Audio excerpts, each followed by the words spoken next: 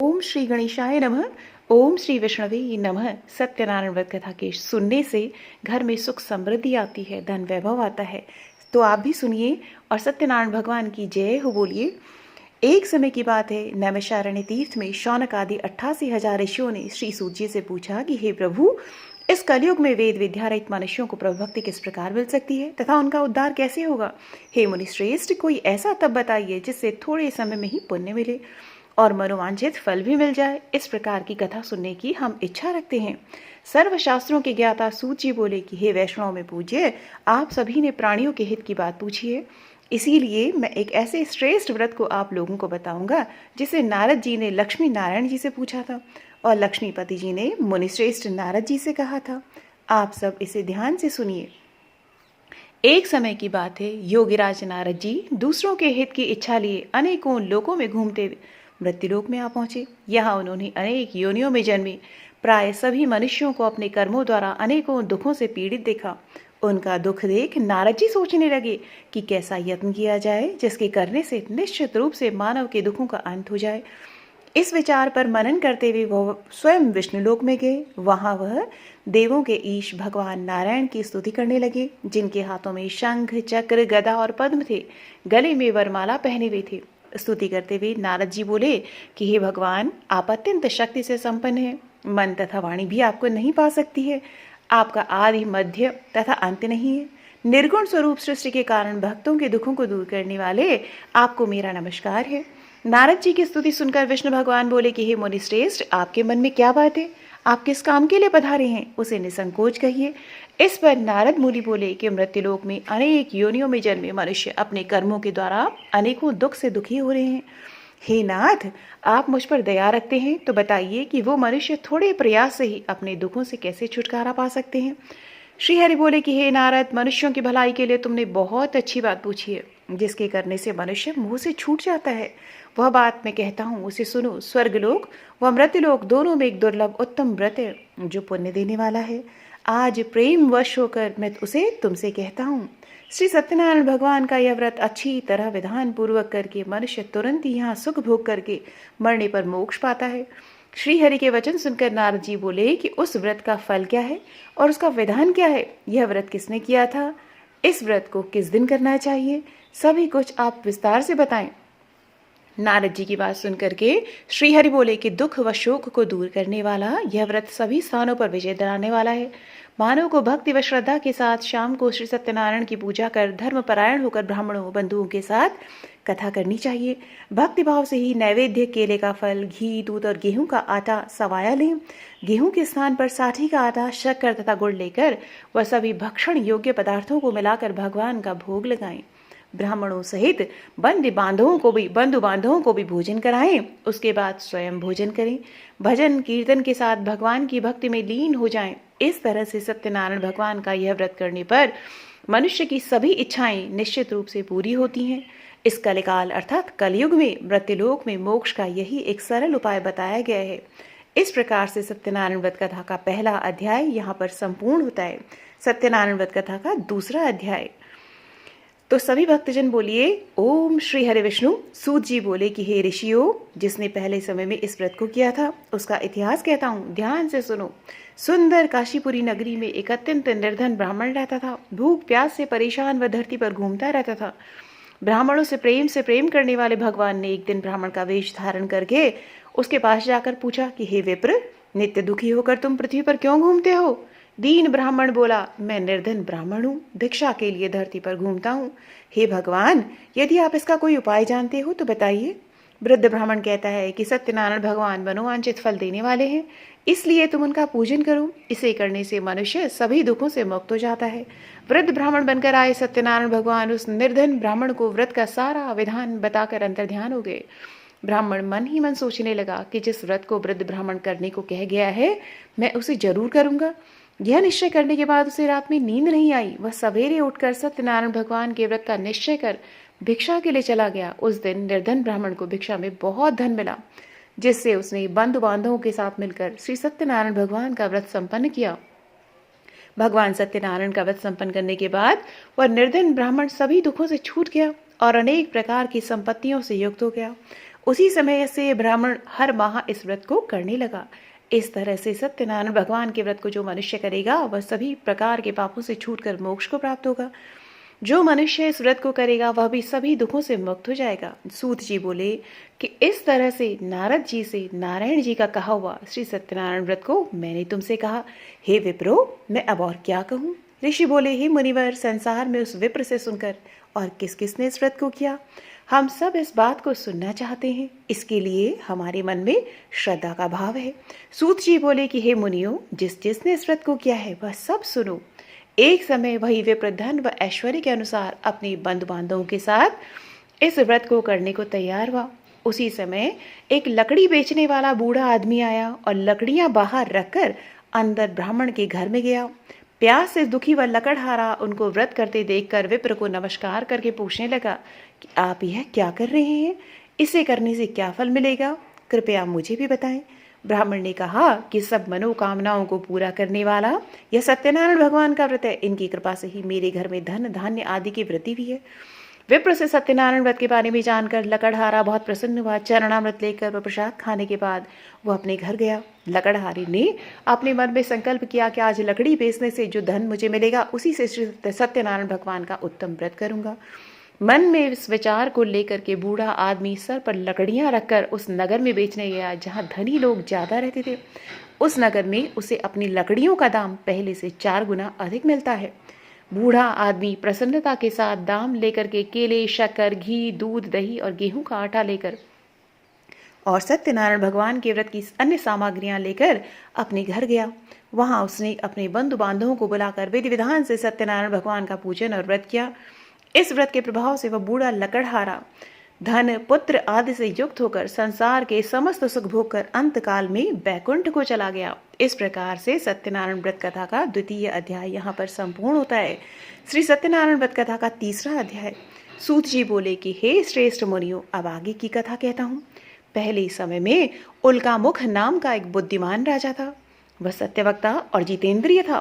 प्रतिदिन देव स्थानों पर जाता और निर्धनों को धन देकर उनके कष्ट दूर करता था। उसकी पत्नी कमल के समान मुख वाली तथा सती साध्वी थी। भद्रशिला नदी के तट पर उन दोनों ने श्री सत्यनारायण भगवान का व्रत किया। उसी समय साधु नाम का एक वैश्य आया और उसके पास व्यापार करने के लिए बहुत सा धन भी था। राजा को व्रत करते देखकर वह विनय के साथ पूछने लगा कि हे राजन, भक्तिभाव से पूर्ण होकर आप यह क्या कर रहे हैं, मैं सुनने की इच्छा रखता हूँ, आप मुझे बताएं। राजा बोला, हे साधु, अपने बंधु बांधवों के साथ पुत्र आदि की प्राप्ति के लिए एक महाशक्तिमान श्री सत्यनारायण भगवान का व्रत पूजन कर रहा हूँ।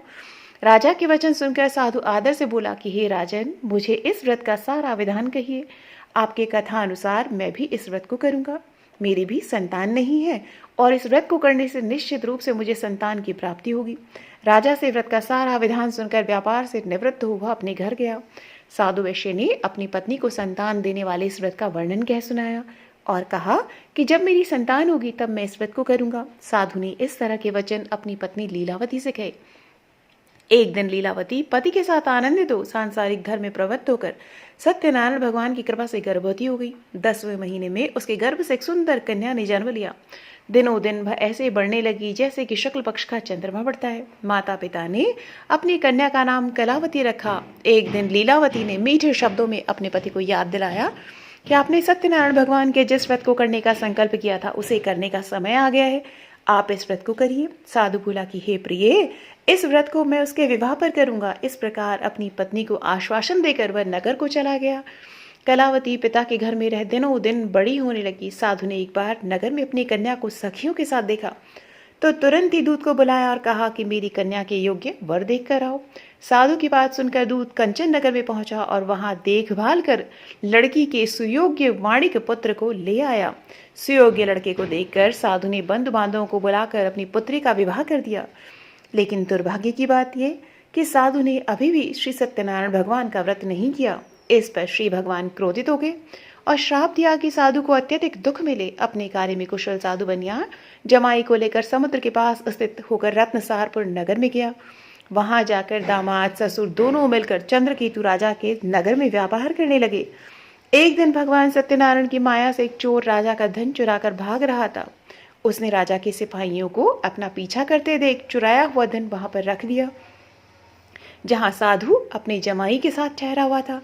राजा के सिपाहियों ने साधु वैश्य के पास जाकर राजा का धन पड़ा देखा तो वह ससुर जमाई दोनों को बांधकर प्रसन्नता से राजा के पास ले गए और कहा कि उन दोनों चोरों को हम पकड़ कर लाए हैं। आप आगे की कार्यवाही की आज्ञा दें। राजा की आज्ञा से उन दोनों को कठिन कारावास में डाल दिया गया और उनका सारा धन भी उनसे छीन लिया गया। श्री सत्यनारायण भगवान के श्राप से साधु की पत्नी भी बहुत दुखी हुई। घर में जो धन रखा था उसे चोर चुरा कर ले गए।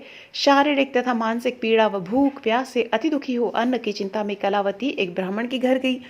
वहां उसने सत्यनारायण भगवान का व्रत होते देखा, फिर कथा भी सुनी और प्रसाद ग्रहण कर रात को घर वापस आई। माता ने कलावती से पूछा कि हे पुत्री, अब तक तुम कहाँ थी? तुम्हारे मन में क्या है? कलावती ने अपनी माता से कहा कि हे माता, मैंने एक ब्राह्मण के घर में श्री सत्यनारायण भगवान का व्रत होते देखा है। कन्या के वचन सुनकर लीलावती भगवान के पूजन की तैयारी करने लगी। लीलावती ने परिवार व बंधुओं सहित सत्यनारायण भगवान का पूजन किया और उनसे वर मांगा कि मेरे पति तथा जमाई शीघ्र घर आ जाएं। साथ ही यह भी प्रार्थना की कि हम सबका अपराध क्षमा करें।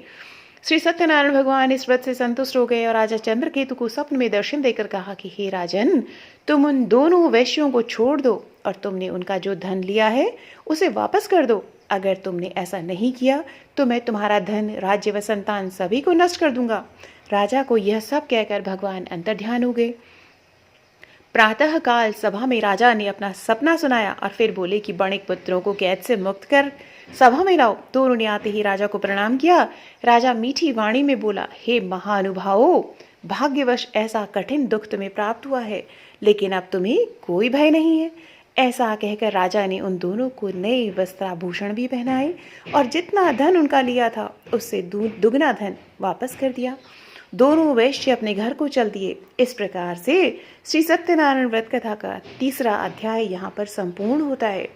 सत्यनारायण व्रत कथा का चतुर्थ अध्याय। सूत जी बोले, वैश्य ने मंगलाचार कर अपनी यात्रा आरंभ की और अपने नगर की ओर चल दिए। उनके थोड़ी दूर जाने पर एक दंडी वेशधारी श्री सत्यनारायण भगवान ने उनसे पूछा कि हे साधु, तेरी नाव में क्या है? अभिमानी वाणिक हंसता हुआ बोला, हे दंडी, आप क्यों पूछते हो? क्या धन लेने की इच्छा है? मेरी नाव में तो बेल व पत्ते भरे हुए हैं। वैश्य के कठोर वचन सुनकर भगवान बोले कि तुम्हारा वचन सत्य हो दंडी। ऐसे वचन कहकर वहां से दूर चले गए। कुछ दूर जाकर समुद्र के किनारे बैठ गए। दंडी के जाने के बाद साधु वैश्य ने नित्य क्रिया के पश्चात नाव को ऊंची उठकर देखकर अचंबा माना और नाव में बेल पत्ते आदि देखकर वह मूर्छित तो जमीन पर गिर पड़ा। मूर्छा खुलने पर वह अत्यंत शोक में डूब गया और उसका दामाद बोला कि आप शोक न मनाएं, यह दंडी का श्राप है, इसीलिए हमें उनकी शरण में जाना चाहिए, तभी हमारी मनोकामना पूरी होगी। दामाद की बात सुनकर वह दंडी के पास पहुंचा और अत्यंत भक्तिभाव से नमस्कार करके बोला कि मैंने आपसे जो असत्य वचन कहे थे उनके लिए मुझे क्षमा करें। ऐसा कहकर महान शोकातुर हो रोने लगा। तब दंडी भगवान बोले कि हे बणिक पुत्र, मेरी आज्ञा से बार बार तुम्हें दुख प्राप्त हुआ है, तू मेरी पूजा से विमुख हुआ है। साधु बोला, हे भगवान, आपकी माया से ब्रह्मा आदि देवता भी आपके रूप को नहीं जानते, तो मैं अज्ञानी भला कैसे जान सकता हूँ? आप प्रसन्न होइए, मैं सामर्थ्य के अनुसार आपकी पूजा करूंगा। आप मेरी रक्षा करो और पहले के समान नौका में धन भर दो। साधु वैश्य के भक्ति पूर्वक वचन सुनकर भगवान प्रसन्न हो गए और उसकी इच्छा अनुसार वरदान देकर अंतर्ध्यान हो गए। ससुर जमाई जब नाव पर आए तो नाव धन से भरी हुई थी। फिर वहीं अपने अन्य साथियों के साथ सत्यनारायण भगवान का पूजन कर अपने नगर को चल दिए। जब नगर के नजदीक पहुंचे तो दूत को घर पर खबर करने के लिए भेज दिया। दूत साधु की पत्नी को प्रणाम करके कहता है कि मालिक अपने दामाद सहित नगर के निकट आ गए हैं। दूत की बात सुनकर साधु की पत्नी लीलावती ने बड़े हर्ष के साथ सत्यनारायण भगवान का पूजन कर अपनी पुत्री कलावती से कहा कि मैं अपने पति के दर्शन को जाती हूँ, तू कार्य पूर्ण कर शीघ्र आ जा। माता के ऐसे वचन सुनकर कलावती जल्दी में प्रसाद छोड़कर अपने पति के पास चली गई। प्रसाद की अवज्ञा के कारण श्री सत्यनारायण भगवान रुष्ट हो गए और नाव सहित उसके पति को पानी में डुबो दिया। कलावती अपने पति को वहां न पाकर रोती हुई जमीन पर गिर गई। नौका को डूबा हुआ देख वह कन्या को रोता देख साधु दुखी होकर के बोला कि हे प्रभु, मुझसे तथा मेरे परिवार से जो भूल हुई है उसे क्षमा करें। साधु के दीन वचन सुनकर श्री सत्यनारायण भगवान प्रसन्न हो गए और आकाशवाणी भी कि हे साधु, तेरी कन्या मेरे प्रसाद को छोड़कर आई है, इसीलिए उसका पति अदृश्य हो गया है। यदि वह घर जाकर प्रसाद खाकर लौटती है तो उसे उसका पति अवश्य मिलेगा। ऐसी आकाशवाणी सुनकर कलावती घर पहुंचकर प्रसाद ग्रहण करती है और फिर आकर अपने पति के दर्शन करती है। उसके बाद साधु अपने बंधु बांधवों सहित श्री सत्यनारायण भगवान का विधि विधान से पूजन करता है और इस लोक में सुख भोग कर वह अंत में स्वर्ग को जाता है। इस प्रकार से श्री सत्यनारायण व्रत कथा का चौथा अध्याय संपूर्ण हुआ। सत्यनारायण व्रत कथा का पंचम अध्याय। सूत जी बोले कि हे ऋषियों, मैं और भी एक कथा सुनाता हूँ, उसे भी ध्यान पूर्वक सुनो। प्रजापालन में लीन तुंगध्वज नाम का एक राजा था। उसने भी भगवान का प्रसाद त्याग कर बहुत ही दुख सहन किया। एक बार वन में जाकर वन्य पशुओं को मारकर वह बड़ के पेड़ के नीचे आया। वहां उसने ग्वालों को भक्ति भाव से अपने बंधुओं सहित सत्यनारायण भगवान का पूजन करते देखा। अभिमानवश राजा ने उन्हें देखकर भी पूजा स्थान में नहीं गया और ना ही उसने भगवान को नमस्कार किया। ग्वालों ने राजा को प्रसाद दिया, लेकिन उसने वह प्रसाद नहीं खाया और प्रसाद को वहीं छोड़कर वह अपने नगर को चला गया। जब वह अपने नगर में पहुंचा तो वहां सब कुछ तहस नहस हुआ पाया, तो वह शीघ्र ही समझ गया कि यह सब भगवान ने ही किया है। वह दोबारा ग्वालों के पास गया और विधि पूर्वक पूजा करके प्रसाद खाया तो सत्यनारायण भगवान की कृपा से सब कुछ पहले जैसा हो गया। दीर्घ काल तक सुख भोगने के बाद मरणोपरांत उसे स्वर्गलोक की प्राप्ति हुई। जो मनुष्य परम दुर्लभ इस व्रत को करेगा, सत्यनारायण भगवान की अनुकंपा से उसे धन धान्य की प्राप्ति होगी। निर्धन धनी हो जाता है और भयमुक्त होकर जीवन जीता है। संतानहीन मनुष्य को संतान सुख मिलता है और सारे मनोरथ पूर्ण होने पर मानव अंत काल में बैकुंठ धाम को जाता है। सूत जी बोले, जिन्होंने पहले इस व्रत को किया है, अब उनके दूसरे जन्म की कथा कहता हूँ। वृद्ध शतानंद ब्राह्मण ने सुदामा का जन्म लेकर मोक्ष की प्राप्ति की। लकड़हारी ने अगले जन्म में निषाद बनकर मोक्ष प्राप्त किया। उल्कामुख नाम का राजा दशरथ होकर बैकुंठ को गए। साधु नाम के वैश्य ने मोरध्वज बनकर अपने पुत्र को आरे से चीर कर मोक्ष प्राप्त किया। महाराज तुंगध्वज ने स्वयंभू होकर भगवान में भक्तियुक्त होकर कर्म कर मोक्ष पाया। इस प्रकार सत्यनारायण व्रत कथा का 5वां अध्याय यहाँ पर संपूर्ण होता है। तो सभी भक्तजन प्रेम से बोलिए, ओम नमो भगवते वासुदेवाय नमः। श्रीमन नारायण नारायण नारायण, हरिमन नारायण नारायण नारायण, भजमन नारायण नारायण नारायण, बोलो नारायण नारायण नारायण। सत्यनारायण भगवान की आरती। जय लक्ष्मी रमणा स्वामी, जय लक्ष्मी रमणा। सत्यनारायण स्वामी, सत्यनारायण स्वामी, जनपातक हरिणा। ओम जय लक्ष्मी रमणा। रत्न जड़त सिंहासन, अद्भुत छवि राजे स्वामी, अद्भुत छवि राजे। नारद करत निराजन, नारद करत निराजन, घंटा ध्वनि बाजे। ओम जय लक्ष्मी रमणा। प्रकट भये कलि कारण, द्विज को दर्श दियो स्वामी, द्विज को दर्श दियो। बूढ़ा ब्राह्मण बनकर, बूढ़ा ब्राह्मण बनकर, कंचन महल की। ओम जय लक्ष्मी रमणा। दुर्बल भील कराल, जिन पर कृपा करी स्वामी, जिन पर कृपा करी। चंद्रचूड़ के राजा, चंद्रचूड़ के राजा, तिनकी विपत्ति हरी। ओम जय लक्ष्मी रमणा। वैश्य मनोरथ पायो, श्रद्धा तज दीनी स्वामी, श्रद्धा तज दीनी। सो फल भोग्यो प्रभु जी, सो फल भोग्यो प्रभु जी, फिर स्तुति कीनी। ओम जय लक्ष्मी रमणा। भाव भक्ति के कारण, छिन छिन रूप धर्यो स्वामी, छिन छिन रूप धर्यो। श्रद्धा धारण कीनी, श्रद्धा धारण कीनी, तिनको काज सर्यो। ओम जय लक्ष्मी रमणा। ग्वाल बाल संग राजा, वन में भक्ति करी स्वामी, वन में भक्ति करी। मन वांछित फल दीनो, मन वांछित फल दीनो, दीन दयाल हरि। ओम जय लक्ष्मी रमणा।